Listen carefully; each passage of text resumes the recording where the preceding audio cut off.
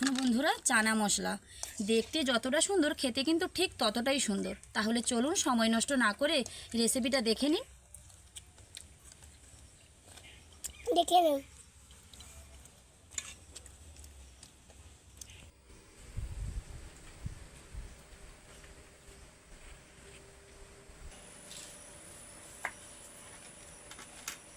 নমস্কার বন্ধুরা, আমি দেবযানী রান্নাঘরের ভিলেজ ফুটে আপনাদের সকলকেই স্বাগত জানিয়ে প্রত্যেক দিনের মতো আজকেও দারুণ একটা রেসিপি আমি আপনাদের সঙ্গে শেয়ার করতে চলেছি।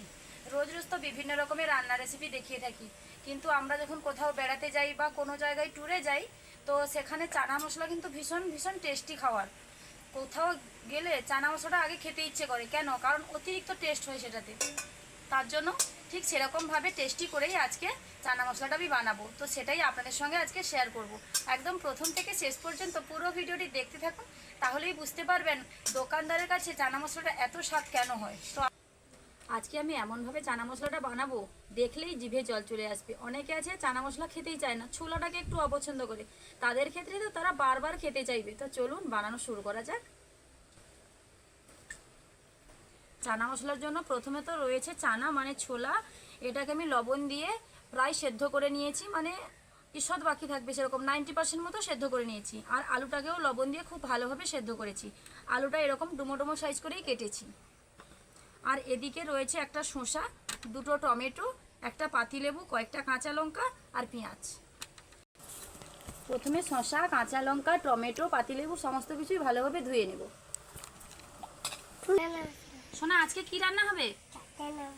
বন্ধুদের দিকে তাকিয়ে বলো, বলে দাও। বন্ধুদের দিকে তাকালে কি কথা ভুলে যাও তুমি?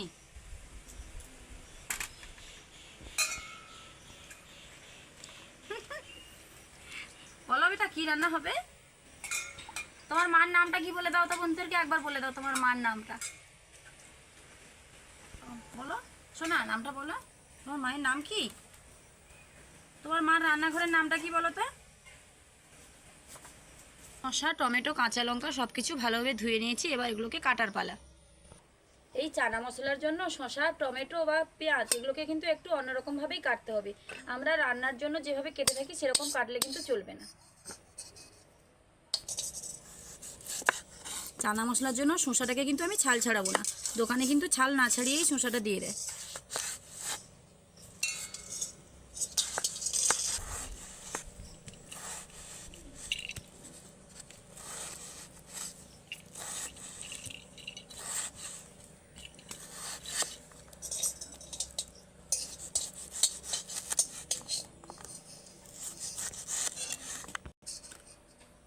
দেখলেন আপনারা, এরকম ডুমো ডুমো করেই কিন্তু শসাগুলো কাটতে হবে।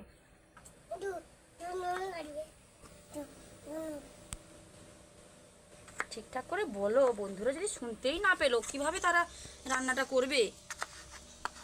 বন্ধুদেরকে শোনার উপযোগী করে তো বলতে হবে তোমাকে। বাবু ওদিকে দেখুন 10 টাকা নিয়ে রান্না করছিল কড়াইতে, মানে টাকাটা আরো বেশি হবে নাকি, টাকা আবার উড়ে চলে গেছে এদিকে। শোনা, কি দিয়ে রান্না করছো গো? কি রান্না করছো? লেবু। আচ্ছা ঠিক আছে। শসাটা কাটা হয়ে গেছে, এখন একটা প্লেটের মধ্যে রেখে টমেটোটা কাটবো। টমেটোটাকেও একই রকম ভাবে কিন্তু কেটে নেব, শসার মতন করে। টমেটোটাকেও সাইডে রেখে দেব। এবারে পেঁয়াজটাকে কেটে নেব, একই রকম ভাবে কিন্তু পেঁয়াজটাও কাটবো।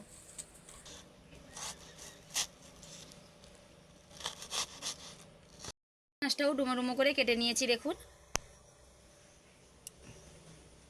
এদিকে কাঁচা লঙ্কা আর পাতিলেবু দুটোই কাটা হয়ে গেছে। সমস্ত কিছু কাটা কমপ্লিট হয়ে গেছে। এবার চানা মশলাটাকে আরও টেস্টি করার জন্য একটা মশলা বানাতে হবে, তো চলুন মশলাটা বানিয়ে নিই। প্রথমেই আমি এখানে একটা ছোট্ট বাটি নিয়েছি আর একটা ছোট চামচ নিয়েছি। দিয়ে দেবো 1 চামচ লঙ্কার গুঁড়ো, 1 চামচ চাট মশলা, 1 চামচ জিরার গুঁড়ো, 1 চামচ ধনে গুঁড়ো দিয়ে দেবো, বিট লবণ দেবো, সমস্ত কিছু শুকনো উপকরণ একসঙ্গে মাখিয়ে নেব। অল্প করে একটু জল দিয়ে দেব, দিয়ে মশলাগুলো খুব ভালোভাবে মাখিয়ে ঢাকনা দিয়ে রেখে দেবো। ওটাকে সাইডে রেখে এদিকে আমি উনুনটা ধরিয়ে নিয়েছি। কড়াইতে পরিমাণ মতো সাদা তেল দিয়ে দেব।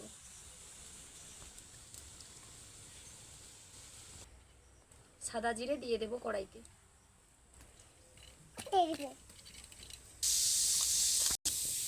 দিয়ে দেব আজওয়ান, দিয়ে হালকা করে কয়েক মিনিটের জন্য নেড়ে নেব। মশলা মেশানো জলটা এখন তেলের উপর দিয়ে দেব।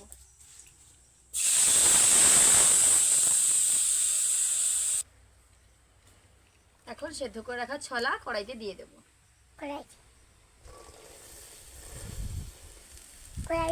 হালকা আঁচে এটা বেশ কয়েক মিনিট ধরে নাড়তে হবে।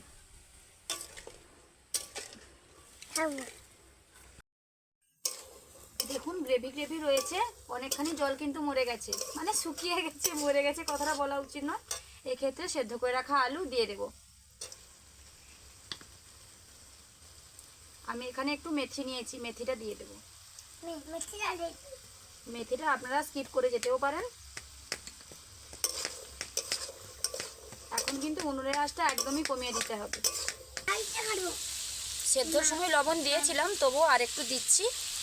সম্পূর্ণ লবণ তো দেওয়া হয়নি, তার জন্য পরিমাণ মতো লবণ দিয়ে দিলাম। আমি কিন্তু উনুন থেকে কড়াইটা নামিয়ে নিয়েছি, কারণ উনুনে যদি থাকে এই গ্রেভি গ্রেভি ভাবটা আর থাকবে না। নামিয়ে একবার দুবার ভালোভাবে নেড়ে নিচ্ছি।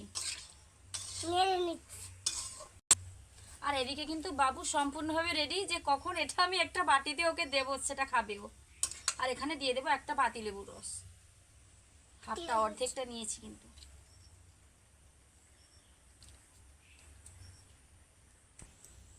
সবশেষে একটু দিয়ে দেবো চাট মশলার গুঁড়ো।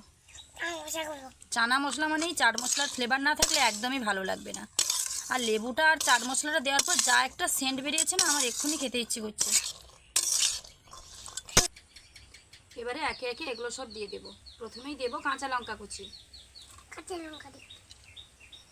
তারপরে দেবো টমেটো কুচি,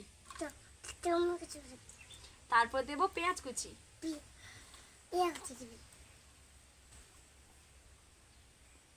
লাস্ট দেবো শশা কুচি। শশাটা বেশ অনেকখানি কোচানো হয়ে গেছে, তার জন্য অল্প একটু রেখে দিয়েছি। দিয়ে এটাকে বেশ কয়েক মিনিট ধরে নেড়ে নিতে হবে। উনুনে কিন্তু বসানো যাবে না, এরকম নামিয়ে নাড়তে হবে। আবারও একবার লেবু দিয়ে দিচ্ছি। এটা একটু টক টক আর ঝাল ঝাল হবে, তবেই চাট মশলার দারুণ দারুণ স্বাদ হবে।